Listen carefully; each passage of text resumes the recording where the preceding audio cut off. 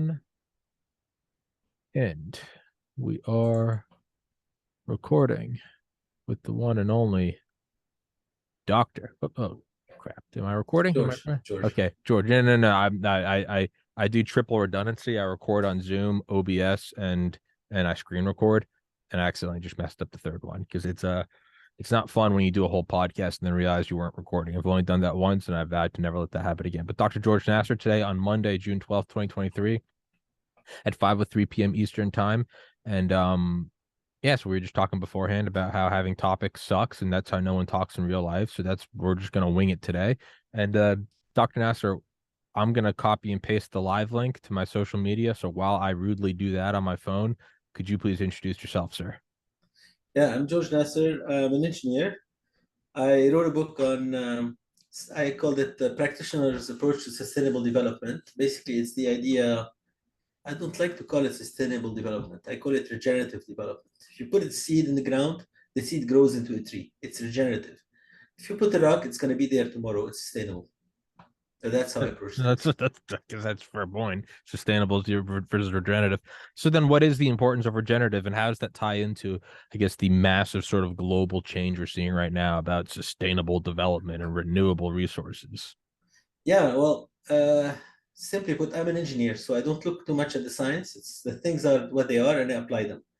So the way things are going, we're in the middle of the approach is much more of, I think it's a reductionary approach.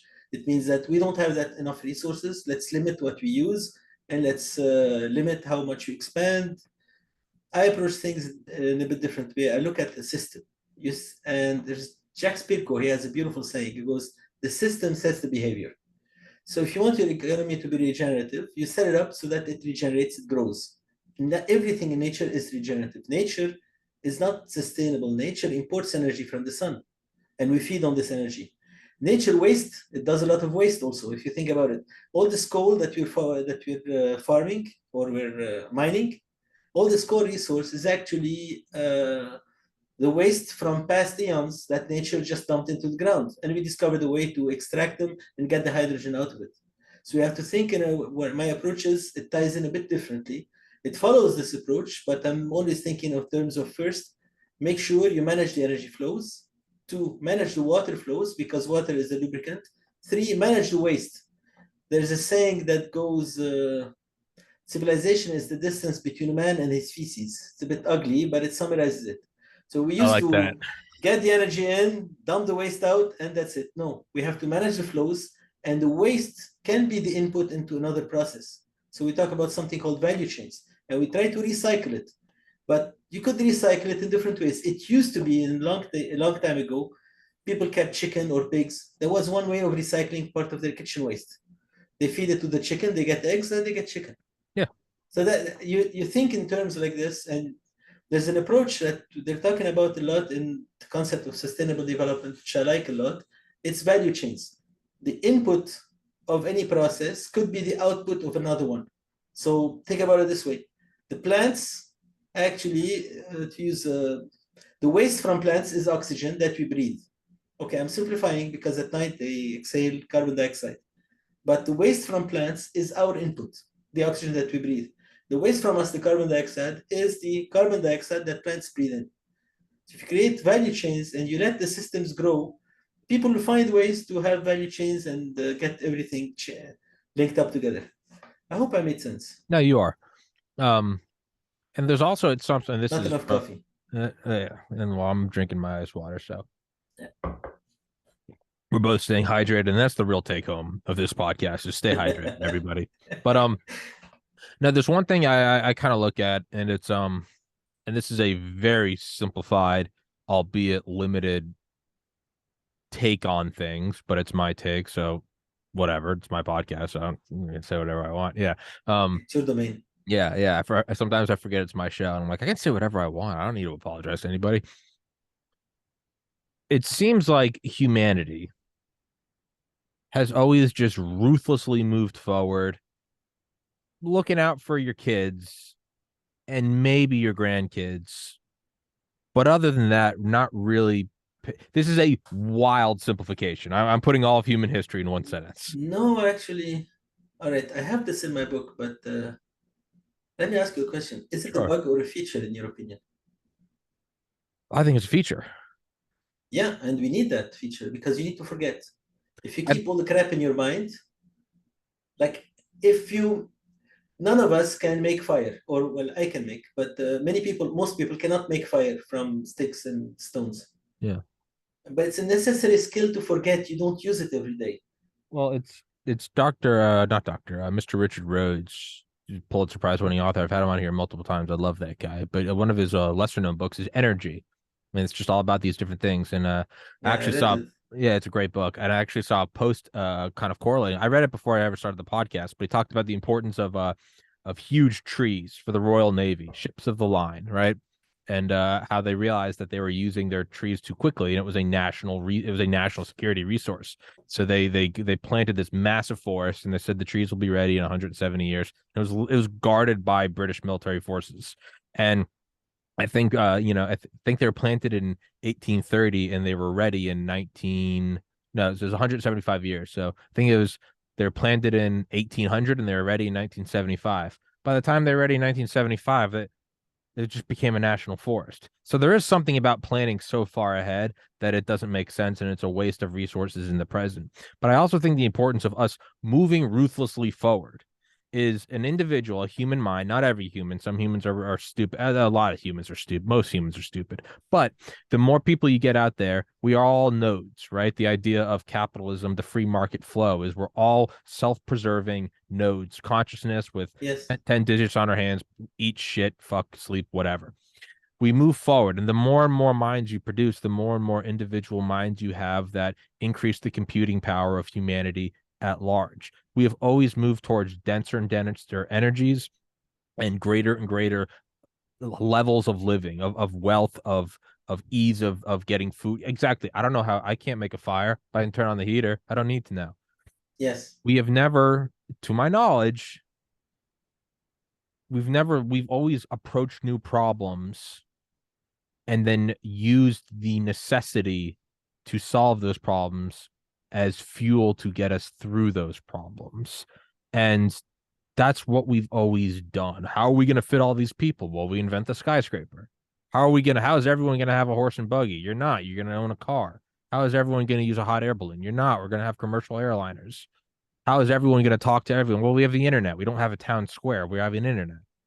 To me, that we have always moved forward and then pretty much worried about the next problem when we get there. And it just seems deeply unlike us to all of a sudden want to scale down society or scale down energy density or energy use to solve whatever problem is coming. Does that make sense? Am I getting anywhere It near does there? make sense. It's just that we need to be smarter about it. I mean, the problem we have is not that we don't have enough energy. We'll always find energy. It's not that we don't have solutions. We'll find solutions. We're smart.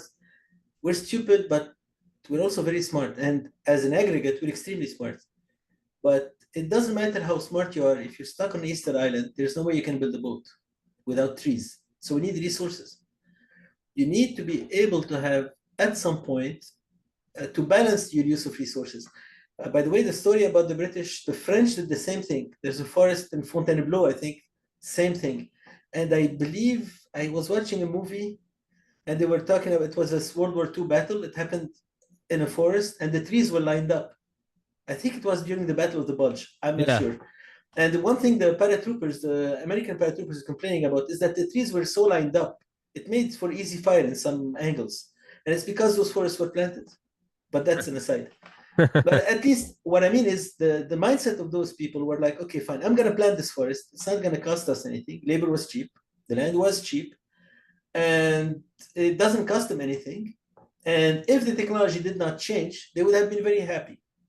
And since the technology changed, well, we're still extremely happy to see all these forests. Sure. Okay. And I'll give you another example.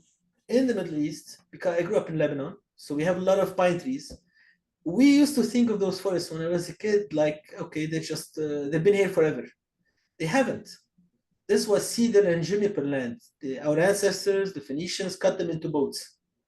But then they planted pine trees because they could use the pine cones, the seeds of the pine cones, make a lot of money. You can sell them, you can eat them. So, and a lot of the pine forests in the Middle East are planted forests. What we think in natural environment, look at the Amazon. It's a new forest growing on soil that most of it that humans made. So, but they made a soil that allowed the forest to regenerate. That's what I'm saying. The entire approach, it's not to say, oh, we shouldn't use this. It's let's try to minimize our waste, or let's try to reuse, to repurpose, to recycle what you have. Let's try to make sure our processes feed into one another. The thing is, this will not work from a top-down approach. You cannot have one sage like Plato used to have, those philosopher kings deciding for the rest of us. It's gonna be those guys who basically, you would assume some people don't know anything, but give them something to do, they'll figure something out, and they'll end up doing something amazingly smart. I've seen it at work. I've done some hydraulic work. I'm sorry to barge in, but it's just I remember this old guy.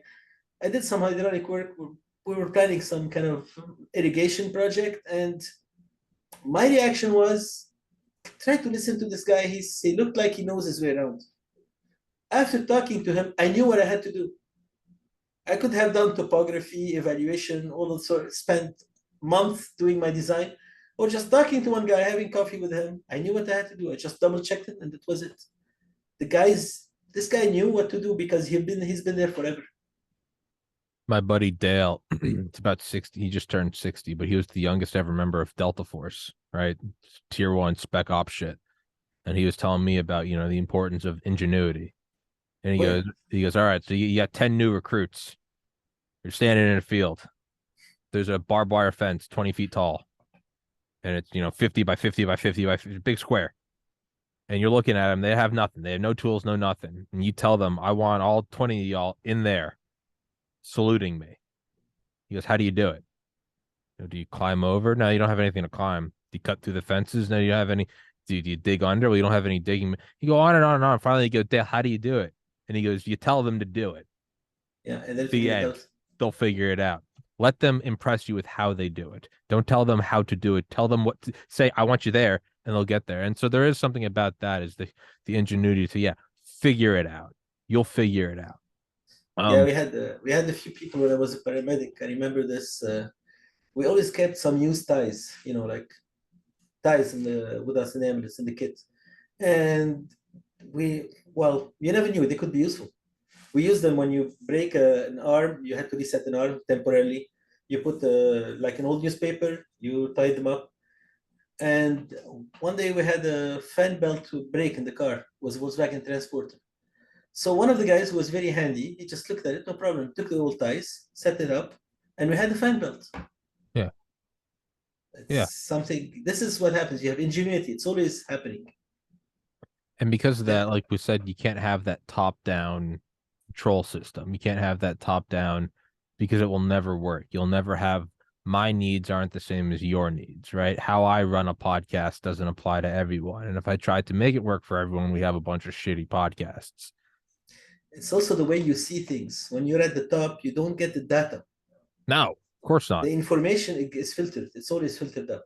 So when you're at the bottom, you have your mindset, you're setting up, you know what to do. What the top can do is empower you and set you the goals. This is what I need you to do. That's where you need to go, and you guys figure it out. And that's where the word laissez-faire comes in. The king's minister in France was asking those merchants, how do we help you with the economy? And one of them told him, laissez-nous-faire, let us do it. Just get out of the way. And make sure your ships are protecting us from pirates, and we'll be fine. And that's how things work. Yeah, we'll figure it out. So then how does that apply to the idea of sustainable or renewable development? Well, that's the idea. You set up a system, you allow people at the local scale to develop their own needs. And if this is an agricultural area, maybe they'll focus mostly on farming. Then some guy will figure out some things or some tool that they manufactured, they want to sell. Then you just give them access to market. You help them grow. This will not work. Any sustainable development will not work from the top down. You have to empower people locally, and you see them do their thing. Now, I started my book for a simple reason. When the pandemic started, I noticed that everything was being top down, and I didn't like it. I knew for me, if it's gonna stay like this, it won't work. So I wanted to establish the theoretical background. How do you do it? So the first thing is you set up a system that allows people on the local level to do their thing. And as long as they understand that they have to minimize their waste, they'll find a way to minimize their waste. You don't have to tell them how. They'll find a way. Now, the energy part, you have to make sure they have access to energy. If you don't have access to energy, as I said, you could be the most smart person in the desert. There's nothing you can do if you don't have the resources around you. So you have to make sure they have access to those things. The second part is when they set up those systems, there's two things. You should not design, and this is something I learned from my father. You don't design anything to be foolproof. The universe always comes up with a better idiot. Always. What you do is you design something to fail. You expect it to fail. But if you have many adventures happening, many small experiments happening at the small scale, at the large scale, some will fail, some will succeed. In some total, they will pass. If you have something that's too big to fail, you already are not sustainable. You lost the battle. You should expect things to fail. The third thing is you have to let them space to scale up. And they scale up within a value chain. The key is that every process is, to the extent possible, has its output. It could be the input of another process, meaning that the waste of some process, some business, some farming can be the input of another. So take an example of the olive tree in the Mediterranean. You make olives, you get olive oil. The waste from the pressing, you turn it into a type of coal, and the bad oil, you turn it into soap. So now you have this process. There will still be some waste. You still have to dump it. That's normal. Nature makes its own waste. We're living with coal and petroleum on the waste of nature. So there will always be waste in the process, but you have to manage it in a way and keep distance. So now this thing will be able to scale up. The fourth thing, and this is kind of, it's new to us, but it's not new to our fathers. It means leave a legacy. So we build a house, make sure it's going to stay. This way, the resources, the energy, the ingenuity, the hard work is not wasted. You make something, and you want to make sure this is going to be for the next generation and the one after it. If you have this mindset on, you set up a system, it can scale up. You expect things to fail, that's okay. You have redundancies planned, and you're thinking of your grandkids. You're going to be sustainable. Even I prefer the word regenerative. Yeah. But at the very least, you will be sustainable, and you will be able to grow and regenerate. And there will not be. It's like the people who built half the Amazon. I'm exaggerating maybe, but the extent of the civilization of the Amazon, they built those biochar, the terra preta. When the conquistador passed through it, he was talking about battles, and some of the battles he fought with women, and they called them the Amazons because they thought these were the forest of Las Amazonas, the river of Las Amazonas. But they also, without knowing, they must have brought with them the diseases. Somebody sneezed, and they're all dead now. I'm exaggerating, but and now what happened is the forest is growing on top of those soils that those people made. The biochar forever it took them like thousands of years to make it. You find this fertile land, it's made by people. Not all of it, but a large part of it. So I hope I give a good idea of how you did. Approach things. No, you did. So then is our current world, is it possible for our current, I guess, mode of life to be regenerative? Oh yeah, it's very simple. All you have to do is stop thinking about the next quarter and think about what you're going to leave behind. Stop thinking about my Christmas bonus and think about the career I'm building up. And very often people advance in age and they think, oh, my career is going to be over. No, you're losing muscle mass, but you're getting brain mass. So your career is shifting, and you're going to keep growing, and you have to keep adding to it. That's why it is possible. We just have to. I think it's a fad that we cannot. Our modern society cannot be sustainable, or whatever. I think our modern society is cleaner than the past. It used to be, you mentioned the horse and buggy system, and then you have a car. New York wasn't it the first ambassador? Your second, was it Adams the second or third president? Second, John Quincy Adams. Yes, second. His wife, he was ambassador to France first, if I recall. His wife was writing in a letter. She goes, "I have not seen Paris, but I have smelled it." Yeah. That's the horse, and that's, Yeah. Now you Yeah. now you can smell it. Oh well, not so much. Yeah. So then what do you make of all the calls for we need to drastically, because we are kind of, we're talking about this top down system. We have to stop everything. We have to stop drilling. We have to stop burning. Yeah. We have what do you take of that then? Because more so at the, I guess the philosophy of it is it's a top down system, which I think we're both kind of agreeing that top down system doesn't work, period, for anything. What are your thoughts on that? Well, if you put me on top of this system, I will tell you the same thing, King because what I George. would be doing, well, King, whatever, or you are King King Tommy. King Thomas. Yeah. Let's say, for example, both of us are sharing, each one of us is king of part of the world. Okay. We'll be talking the same thing, because what we are looking at is from one side, the information is coming to us. It's being filtered. Yeah. We're getting the information the system expects us to get. We're not getting the information we need. And when we read all of this, we're going to come and tell you those things. You should do this, you should do that. We're on our spreadsheets, we're on our calculations, and that's it.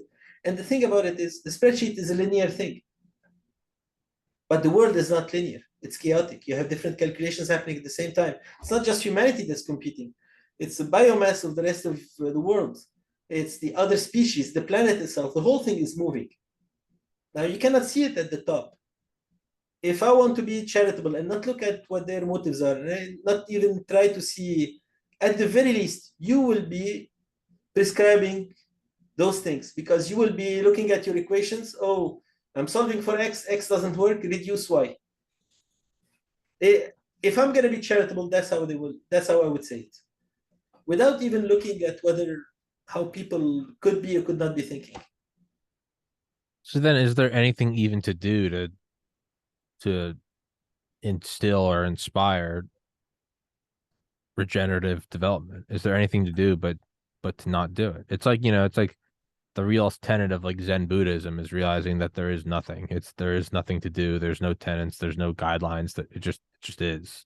No one has to enforce gravity. It just, yeah, it's gonna be. You can say what you want to gravity. You jump. It's gonna there's take no you down. department of time. It's just taken on. You can like it, you can not like it. You don't even have to pay attention to it. It ain't stopping. Well, then it's very simple. You have to be that thing. You work in your own life, in the projects you do. You try to set up your communities. It used to be nobody used the word community. I mean, for me, it's a word that I learned when I moved to the United States. I'm now in Canada, but it's a word they use a lot here. But back in the old country, community, it went without saying. So you work with the people around you. It didn't matter what the word you use. It was you work with the people around you. You set things up, and if it's functional, as long as people all want the same thing, things work out. If people are dysfunctional, there's nothing you can do. Unfortunately, the problem we have today is that too many people are in love with their own words, with their own emotions, with their own. I thought when I was joking with a friend just a couple of hours ago. I told him, I thought we left Lebanon and its dysfunctions. We found Lebanon everywhere. It's like we infected the rest of the world with our civil war. It's a joke, but it's not that far off. I see the same dysfunctions everywhere. It doesn't have to be. So I focus on the people that don't have the dysfunction, work with them, build with them, you'll be fine. The ones who did dysfunction, they won't add anything. So then what's the point of any of it? It seems like it, and I'm not criticizing, I'm agreeing with you. It seems like the best thing to do is to do nothing. That whatever system arises is the most fit. No, you build the system. You build yourself the system with the people around you. Focus on the positive people. Focus on the set up positive systems. Set up systems that can be. One of the ideas I kept proposing to some friends is, let's find a way to organize, to get together, get a big plot of land and develop it ourselves. We know what to do. We can make it regenerative. We can add trees, parks, and everything, and let's build the community around this. Well, there's nothing preventing us from doing it, and many people are doing it. It's happening all over the world. Many people are doing it. I'm not the only one. The difference between what I'm proposing and what's being done is that I'm trying to set up a system to scale.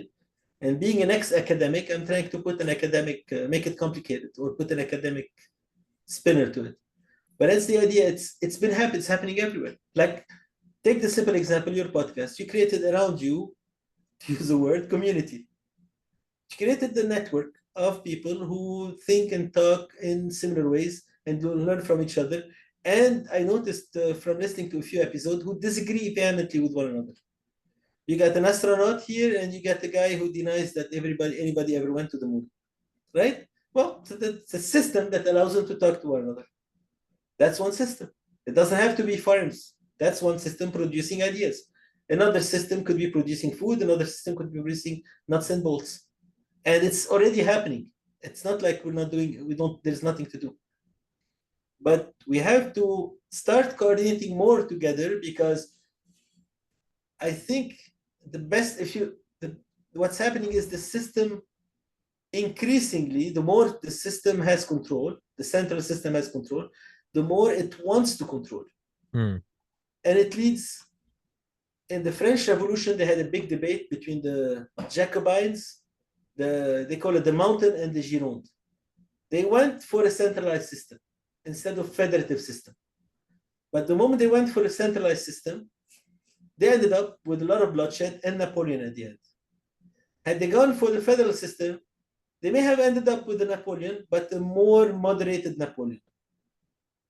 Something that he couldn't have tried to invade Russia, maybe, or he would have been more moderate in his approach. So it can be done. Sorry, I give you long answers to simple questions. No. It's great. Then, is us developing AI, is this the next natural progression of linking all of the minds together so that you can have a central mind without it being this inefficient, cumbersome, Soviet-esque of, you have two trains full of coal passing each other on the railroads going opposite directions, and what the fuck's going on? Is it possible that a mind with enough nodes throughout the world would actually be an advantage to where it could successfully control systems? Is that the next natural progression? And I guess not just humanity, but I mean big scale, just organic life and sentience and not coagulations, but networks and nets of neurons.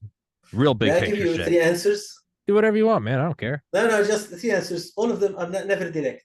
Yeah, the first one is, I like to call it augmented intelligence, because it's not. You still need somebody to prompt it to get something from it. Sure. So it's not really quite there yet. Well, in that sense, you and I are augmented intelligence. Yeah, we're just we're pursuing food. We're pursuing women, and we're pursuing sleep. And I'm pursuing kids who run around in my case. Yeah. We got a couple things. The thing is, we don't know why we want it, but we want calories. We just do. We don't know why we like boobs. We just do. This is what it is. Yeah, we don't know why. We were prompted. Children. Yeah. I need to have kids. I need to raise them, and then I got to die. Why? I don't know. Shut up. Well, the movie has to end somewhere. It does. But what I mean is, okay, now we went into a very tragic note. No, we didn't. No. Let's go back to life. Okay. No, what I mean is to approach it slightly differently. Yeah. 3 answers. I agree. We're all augmented intelligence. This is just another iteration. To me, this kind of intelligence, it's like having eyeglasses. It doesn't replace my eyes. It helps me see better. Well, it's the idea to sorry for interrupting you now, but it's the idea of having a phone, right? In a sense, I've already become a cyborg to a degree, right? I don't have to contact you. I just have to know how to open Gmail. I don't have to remember phone numbers. I can just, as long as I can remember how to pull up my phone book, I don't need to know what happened in 1812 in DC, but I do know the English language, and I can punch in War of 1812 and I can get a whole database from it. So in many senses, I am already a cyborg. It's just yes and no. Your interface is cyborg. Yeah. But you read about the War of 1812 and there's so much information there, and not all of it is accurate. Your mind and your common sense are helping you weed out the good information from the useful chaff. Yeah. So in this part, no, you're still there. That's why I say it's augmented. It's not gonna. It's still not a synthetic form of intelligence Well, that can replace us. that's what I mean. So when I say I'm a cyborg, I mean this phone isn't different. Yes. This is a tool for me. This is a very advanced tool, but nonetheless, without me, it's just a phone. With Yeah, me, exactly. it becomes Tommy augmented. Exactly. So it's like eyeglasses, like it augments us. It's my Iron Man suit. It's like the octopus. The octopus does not the brain of the octopus does not control its arms. It just points its arm in one direction. The arm itself knows what to do. The Okay. tentacle, I mean, not the arm. What's wrong? Interesting. Channeling brain. But the octopus has a decentralized nervous system, or the less smart but just as effective is the what they call it in English, the sea star. Yeah, starfish. They're like stars. Yeah, starfish. Starfish. Okay, each one of them is independent. You can cut them, and it will kind of twiddle a little bit by itself. So they're decentralized intelligence. Our society is like this. If you try to over control it, if the octopus tries to control its arms, well, to relate it to something we humans do, none of us actually think through every single step we make. We just, once you learn how to walk, it's not like there's no booklet, there's no learn how to bike. Well, I'm sure there are books for that, but it's like what? You get on the bike, fall a few times, you figure it out. Yeah. But it's not in your mind, it's your nervous system which figures it out. It's like eating. We don't know what's good or bad for us, but we have as many nerves in our stomach, in our intestines as in our brain. So it's distributed intelligence already. Things are happening. So if you want to control everything, you're not going to function as a society, as a human being. That would be my second answer. We are already decentralized. We don't take well to centralization. And the third one is about AI. You heard about this Soviet guy, the Soviet captain during the missile crisis? He had torpedoes, nuclear torpedoes, and they Yeah, were it's throwing depth charges. Stanislav. Forgot the name, but I you think know it's about the story. yeah. So he somehow connected in the middle of all the stress. He's underwater. There is heat. He's smelling all the other sailors with him. It's a claustrophobic situation. Everybody says, "Let's fire those torpedoes. Get out of there." And he's like, "Wait a minute. The depth charges are timed. They're passing a message. Let's get out. Let's just surface." And he made that call, and we're still alive today because of him. Yeah, we avoided World War III. Yes, and I remember this other guy, also Russian guy. He was monitoring the radar systems, and somehow their system showed that a massive missile strike was coming from the US. Sun reflecting off the clouds. They picked it up as an ICBM. Exactly. And what did he do? He goes, "No, we're not going to call the Politburo. Let's have vodka and go to sleep. We'll walk tomorrow. Everything will be fine." Yeah. That took brains and cojones. I mean, it also happened in the inverse. There was they thought 2 ICBMs were coming from Russia to the United States, and then they thought 22, and then they thought 222, and then they thought 2,222, and then finally someone went, "Why is it all twos?" Yeah. And they realized, they go, "Wait," and there's no other. The satellites aren't picking it up, and they go, "Hold the phone." And they start looking around. They start trying to get independent verification. Everyone's going, "There's no missiles coming," but they were ready to launch nuclear holocaust. But you're right, distributed intelligence. Exactly. Centralize it, we're screwed. We might as well be extinct. Interesting. That's my point. It's the only way it will work is distributed. And all right, I've seen it. Not to talk about war stories, but I don't care. When I was a paramedic, we noticed that I was a paramedic with the Lebanese Red Cross. So we'd go on missions. There's some bombing in some area. We go and try to get the wounded out. We noticed that our frequencies were being monitored, so they could fine-tune their bombings, whichever side was hitting targets. And so we immediately shifted to some kind of code language between us. It's a language that only 20 guys in my unit could understand, but we were in charge of a sector of a quarter of Beirut, and we were able to coordinate with each other. And this language emerged for 2 days. We had this perfect way of communicating. It made no sense to outsiders. Encryption, yeah. Yeah, but it like this, and it was all made from jokes and codes and Yeah, everything. yeah, yeah, yeah, Completely, and it made sense. And it worked for 2 3 days, and then we got the central operations called us. It goes, guys, tone it down, please. Try to talk normally. Don't say so many things, but please, you're depressing us. We have no clue what you're talking about. Pass the fire, give me the tea, pass the tabbouleh. Did you find the eggs? I mean, what is this? It's not yeah, professional. yeah, Try to keep it professional. yeah. But O- this is how I mean, distributed knowledge should work better. You centralize it, you lose. Okay. So then all this will be augmented. Augmented, it will help us. That's I'm not optimistic nor pessimistic. It's coming, it's there, it's a very useful tool. I've done a lot of programming, so I'm not that impressed by it. Yeah. It's a language engine so far, what they're showing us. But I did some short 2 minute videos. I enjoy it and I use it to generate some illustrations. It makes some things fast. Yeah. Yeah, there's nothing to do. There's nothing to do about it, really. It's coming. It Yeah. doesn't matter. Some people are like, I'm against it. And I'm like, it doesn't matter. Yeah, yeah. Tell someone you're against the oncoming internet. It doesn't matter. It's coming. Well, yeah, it's like you remember those. Well, they had a point, the Luddites, the ones Yeah, who first against the machines. yeah, yeah, The yeah. And Ted Kaczynski passed away 2 days ago. well, I was reading. Actually, I read his manifesto. I remember they were before he was still alive and doing his malfeasance when we were at university. So they told us to watch out for packages and everything.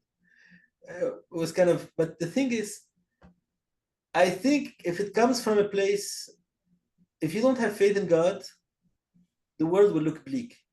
Sure. If you have faith in a greater purpose, the world will look better. It If you looks don't it, have faith but you're stoic, the world will also look better. if you have faith in God or a higher plan, the bleakness transforms into challenges. Yes, You go, how can yes, we fix this? How can we work through this? What are we being exactly. taught? How do we become stronger? Without it, you go, oh, it's all fucked. It's Yeah, you over. remember you've heard about the Gulbeki Tepe, the Miracle Hill in Yeah, Turkey. The yeah, people were facing a huge challenge. Something terrible was happening. The megafauna was dying. Their way of life disappearing in front of them. What did they do? This was a series of temple. They took the time to bury them in case they will come back one day. They repaired, buried, and say, yeah, we'll come back. Well, okay, back later as archaeologists, but we did come back. yeah, And what I mean is, if even if you don't have faith, if you're just a stoic, this is also the right approach. That's how the Romans. I like this joke. Kind of, they compare the Greeks would say the Greeks had a lot of cynical philosophers would say nothing matters. Then the Stoics would respond to this and say, well, maybe nothing matters, but it doesn't matter. You got to do your duty anyway. yeah, It's yeah, like simple. yeah, yeah. No, it doesn't matter. We'll still got to get after it, right? Exactly. So That's yeah, it. that's what helps me through whenever I've got like terrible depression or something. Oh, And it's I'm like, you know what? I'm depressed. I'm anxious. I got to do laundry. Just shut up. You can cry if you want. You got to make the bed. You gotta, I don't want to do this. Sit down, shut up. You got to do a podcast. The podcast has really helped me with stoicism in that I've impressed myself with my ability to rise to an occasion, to where I'll be having anxiety or depression. I don't, and I'll sit down. I'll open up Zoom. I'll, start the meeting. The guest comes in like a light switch. You just turn it on. How you doing, man? What's going on? And I'm always shocked. I'm like, how did I do that? I'm pouting around my apartment. I don't want to do this. I'm tired. And then the guest comes on, and you turn it on like a gotta, fucking light switch. It's ready to rock, baby. It's time to, like, the show must go on. But then you can extrapolate that and start applying that to life. I'm tired. I'm depressed. I understand that, but you need to get up, open the blinds. You need to start doing laundry. You got some emails to respond to. I'm tired. I'm sad. That's fine too. You got to make your bed. You got to vacuum. You got to clean you can just pout and drag your feet, but it's also like you also have shit to do. I yeah, understand you're sad and you're tired, but you're out of food and you got to go to the grocery store. And you you you kind of just start going through the motions, and it becomes almost autonomous. You're just watching your body go through the motions, and you're doing everything. And you're allowed to still be sad. You're allowed to say this sucks. You're allowed to say it's not fair, but you're almost kind of just watching it all happen. I was blessed with met my grandfather. I had time enough with my grandfather. He he went through the Ottoman famine in Lebanon because the Ottomans during the First World War, Mm-hmm. they got rid of the Armenians by genocide. The Lebanese, it was easier to just close the borders and let us die of hunger. So they closed off the Mount Lebanon passes. And he would tell me those stories with a lot of humor. And I'm like, he's telling me the most horrible stories with a smile. And he's telling me how they got by, how he managed to find wheat, to plant wheat. And he planted wheat, he created those channels which you can plant wheat. And if the Ottoman soldiers is 10 meters away, you wouldn't see that. He had ways where he hid he had lamps. I mean, he had ways of doing things, and he would tell us the stories, but he would tell them with humor. And he tells me when the locust came, because on top of the First World War, on top of the Ottoman blockade, Mount Lebanon had a plague of locusts, biblical. So it's like we must have really upset somebody upstairs. So, and what was his reaction? My father was like a baby, 2, 3 years old. So he gave them 2 pieces of tin, and my father was making noise and scaring the lotus away. The locust away. And he's telling me the story like it's a funny story, listening to it, and with a lot of tenderness. And I'm listening to those. I'm like, wait a minute, this guy went through hell, and he's laughing about it. Yeah. So, Well, can't complain. there's nothing else to do. What are you gonna do about it? You can laugh about it or you can cry about it. It's not gonna change it. Yeah, and he's not the exception. This was all the people in Mount Lebanon did this thing during that famine, and they will all tell you stories. The old people, and they will always have this sense of humor and this. Okay, we did this. We had to do it. We did it. We figured it out, and that's it. Yeah, That's I mean, why. there is something about when a situation is just so fucked, you can't help but laugh. Yeah. You're like this sucks so much. You're just like, this is so ruined. We're never gonna recover from this. And it's just kind of like, God.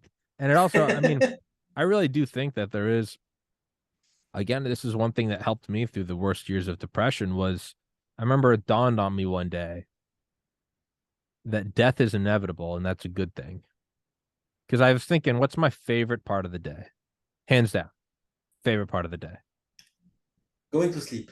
is going to sleep. My favorite part of the day, crawling into bed, air conditioner on, turn the phone off, bedside fan, lights out, get right under the covers and just start to drift. Well, if that's my favorite part of the day, doesn't mean I don't enjoy the day, but my favorite part is the sweet release of going to sleep. Then how can I possibly fear death? If my favorite part is not, if my favorite part of life is not being here, then how can I fear death? And then, well, when you're asleep, you're not really, you're still here. Your brain is working. You're doing other stuff. We don't know what the afterlife is.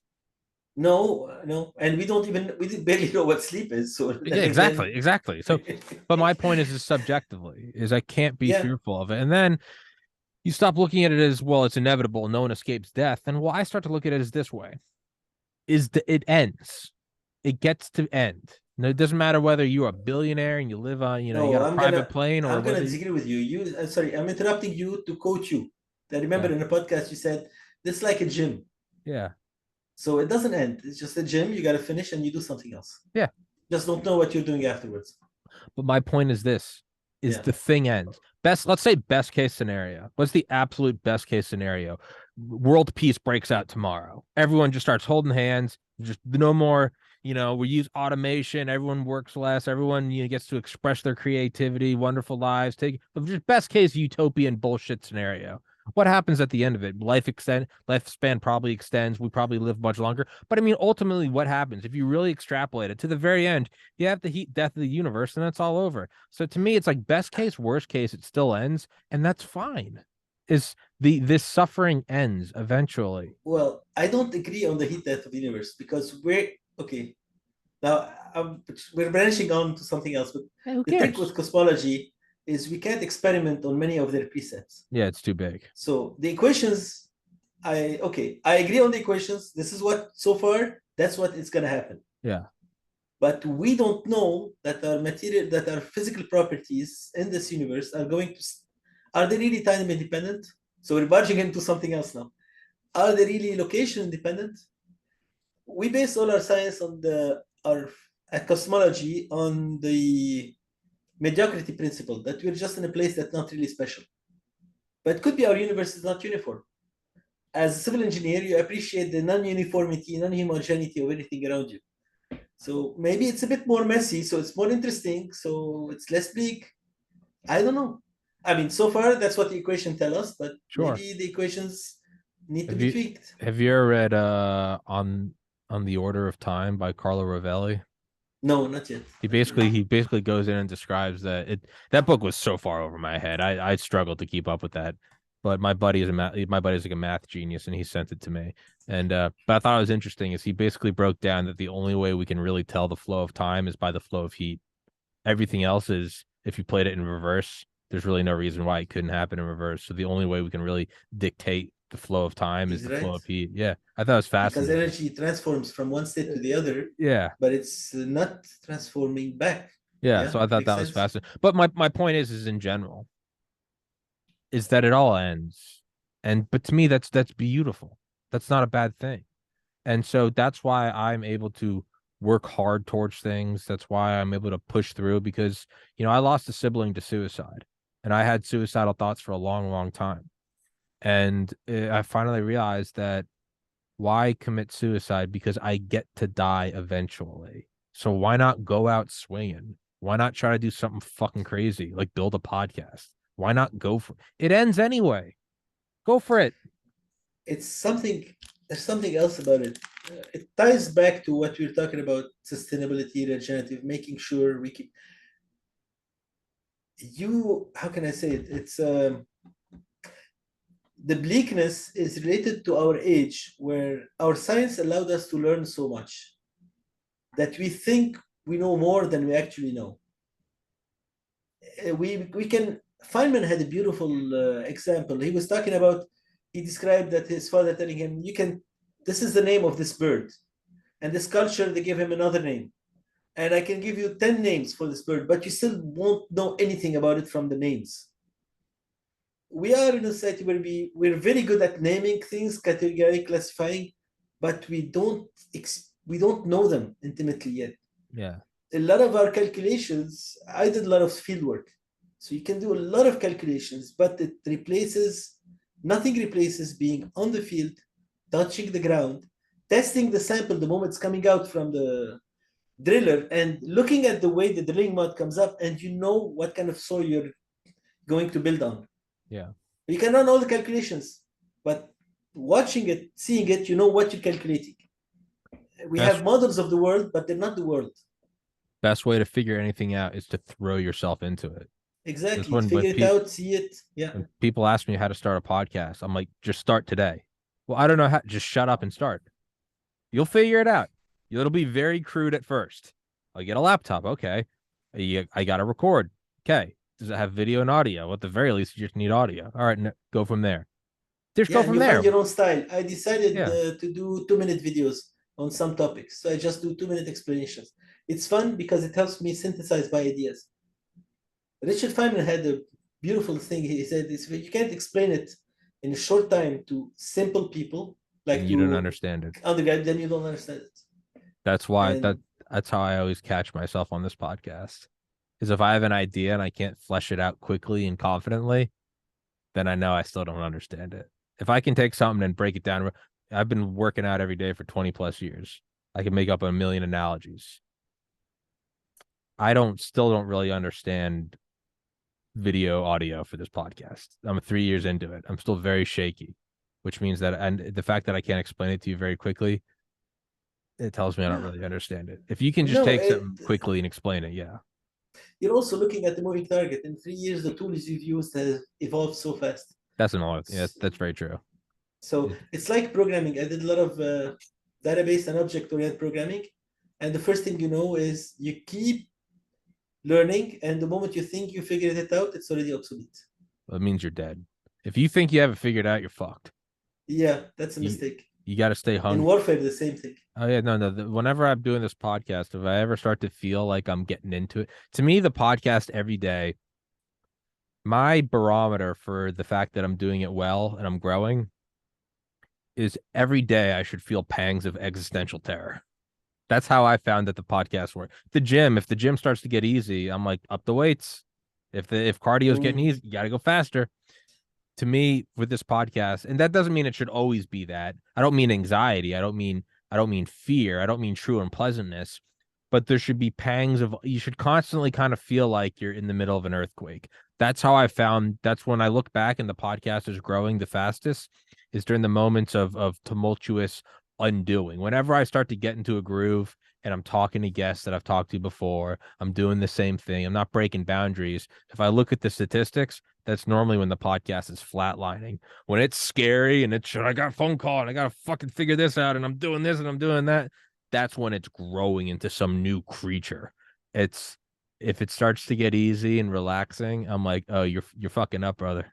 You're fucking up. It yeah, should yeah. constantly be like looking over your shoulder, like, wait, am I forgetting something? In, What am I doing? in a lot of the things. That's why I'm saying you do anything at the local level because at the top you're going to relax. Yeah. People will start feeding you what they want you to hear or Yeah. what you want to hear, and the king Yeah. will never know. Nope.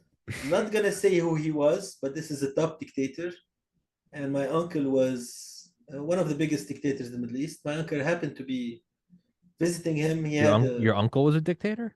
no, my uncle knew the guy, Oh, I was gonna say, so all he right, happened sorry. to visit this dictator. I'm not gonna name him, but and then he Was it meets his Nasser? right hand man, and the right hand man had a big. He had a big thing for carpets, so he had a big depot full of carpets, like his own carpet museum. Yeah. And my uncle tells him, you should figure out something lighter to carry of value in case you have to move. And the guy looks at him. He goes, "Move where?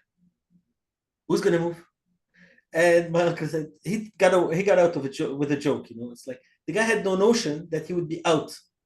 He was comfortable. He was there. Within a year, he was killed. Jeez. So because this guy had no concept, he was at the top. Yeah. Everybody was feeding him what he wanted. He was the right hand man of one of the most powerful people in the Middle East. Nobody messed with him, right? Until goodbye. It's the comfort of like. That's why the French kings, had this le fou du roi, the guy who would make jokes, make fun of them. I forgot what they call him in English. The jester. The jester, yes. And the court jester was his best advisor because the court jester's job. The jester was the only one that could basically tell him the truth. But he covered it in humor. Anyone else said it, they'd have their head chopped off. Exactly. And he expected him. And he would even play tricks on the king. Just keep him grounded, keep him honest. Keep him sharp, keep him on his toes. Yeah. That's a good point, man. And even I'll tell you, just to be sure. One of the I can quote him. He's dead now, and he's one of the smartest people alive. This guy was the Syrian dictator. He had a personal doctor who came from Lebanon. And the first thing he would ask his personal doctor, the doctor visited him once a week, and he would ask his personal doctor, what jokes are they talking about me in Lebanon? Tell me the latest jokes about me. He wanted to know, because he was not very popular in Lebanon, but he wanted to know, and this is the intelligence, he wanted to know the real feedback, and he got it from this doctor. Why else would he get a doctor from Lebanon? He has many of them in Syria. Why would he bother with a doctor having to cross 50 kilometers, borders, whatever, to come and see him? Yeah. Because he wanted to get this honest feedback. Yeah. Yeah, no, I find the best feedback I get, not always the nicest, but the most honest, is either a comment or like a Twitter reply. The feedback that, although is very sweet and kind, I don't turn to family members or friends of the show, because you have a family member who's harsh. No, they're all very nice. That's nice, but which is good, and on down days it's good to hear that. But man, I want some real feedback on the podcast. Go find a Twitter thread that doesn't like me. And that's where you'll okay, they're on to, and some of it they're just being mean, but often in the meanness you can find a real seed of truth. You go, there it is. It also plays another. It's also good for you. My grandfather, when his father passed on, he gave him one last quote. He told him, I want to hear people complain about you. because when you're successful, people make bad comments about you. People badmouth you. That's what I told them. I want to hear people badmouth you. If you're doing well, the more and people badmouth you, it means you're doing well.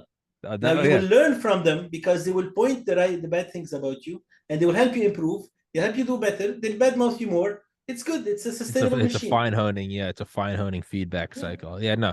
If people don't hate you or make up shit about you, you haven't succeeded enough. That's the world. That's how you got to go about it. Dr. Nasr, we got to wrap this one up. I got another podcast in 2 minutes. Dude, I'd love to have you on again. And anytime you want, but it's gonna be George next time, please. Fine, I'll allow it. It'll be George next time. I need to update the description. If you could please send me a reminder email. I need to put your book and I need to put all the links to your stuff in the description. Aside from that, dude, thank you so much for coming on, and I'd love to. Thank you. It was fun. I hope you had fun. I had a blast. Everybody else had fun. I had a blast. It's great, man. Thank you so much for coming on. Thank you, Dr. Nasr. God bless, guys. Thank you for watching.